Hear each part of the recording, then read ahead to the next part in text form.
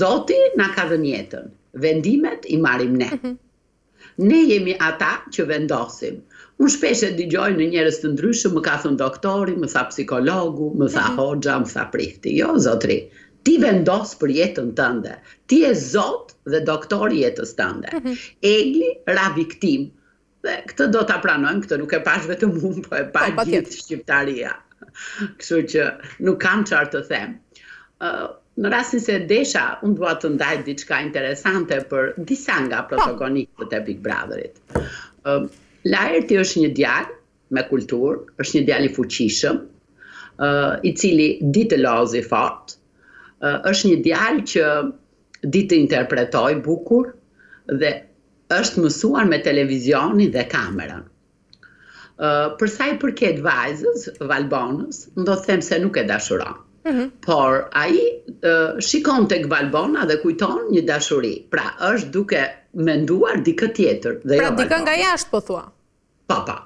Nuk e do Valbonën. Ndërsa Valbona është një vajzë e cila mundohet të përdori Laertin për të tërhequr vëmendjen, sikur ka një lidhje që të qëndrojë sa më shumë në Big Brother.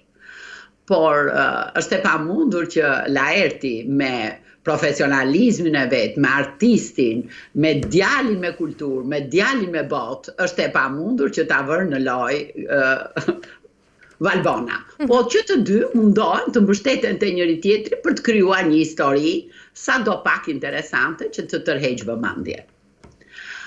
Kurse për sa i përket Rozanës, do them se është më e forta në Big Brother. Është një vajzë e cila vjen nga një familje artistësh, nga një background i fuqishëm, është një vajzë që njeh fitoren, është e televizionit, e kameras, është e artiste teatri, artiste kinemaje, është një këngëtare talentuar, një zë brillant, do thosha edhe fitoria e festivalit të fundit të saj, ishte një armë e fuqishme, është një vajzë shumë e kompletuar. Është e fortë në debat, është e fortë në argument, nuk i trembet debatit dhe di të lozi. Mendoj që do jetë një tjetër finaliste. Ndërsa, për sa i përket më falni, ndërsa për sa i përket kemi edhe një tjetër, është Gerta. Gerta është një vajzë që edhe ajo e njeh televizionin, e njeh artin, por ka një problem të rëndësishëm. Gerta është një vajzë e cila, do të qëndroja, nuk krijon vetë diçka interesante. Ajo futet në debatet të 2 vetave ose të 3 vetave, po vetë nuk na ka sjellë ndonjë gjë interesante. Qartë. Për këta janë ata më protagonistët, më interesantët, mendoj unë që janë edhe ata të cilët do të shkojnë në finalen e Big Brotherit. Ema, ndërkaq shërkthimi i Eglit në shtëpi nuk u prit mirë nga të gjithë banorët, e me sa duket pra edhe për atë që ti po flisje ishte edhe Rozana. Si e lexon për plasjen e fundit që ka ndodhur mes Eglit dhe Rozanës, mendon se ka një rivalitet të sinqert, po them apo është thjesht një strategji për lojë? Jo, nuk ka rivalitet. Nuk ka rivalitet. Rozana është një nga protagonistët kryesore të Big Brotherit. Është, unë e thash, mund të jetë edhe finalistja dhe edhe ajo që do ta fitojë Big Brotherin, për mua. Kurse Egli është një vajzë e cila është e konsumuar. Si ta them. Pra, hyri në Big Brother, sepse në Big Brother nuk hyri vetëm Egli, po hyrën edhe 3-4 të tjerë, po ishin të konsumuar, e tregoj koha që ata sa u futën dolën. Dhe Egli ja dha Big Brother i këtë mundësi që ato rifutet edhe një herë, por është e konsumuar.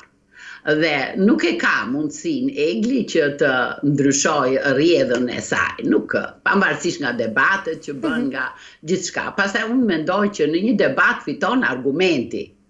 Pra, s'ka argumenta, çfarë argumentash? Nuk ja ka fajin Rozana që e ka gënjur Xhesti. Pra mendon Ema se në gjithë situatën që është krijuar mes Rozanës dhe Eglit është Egli ajo që po egzageron, po them situatën?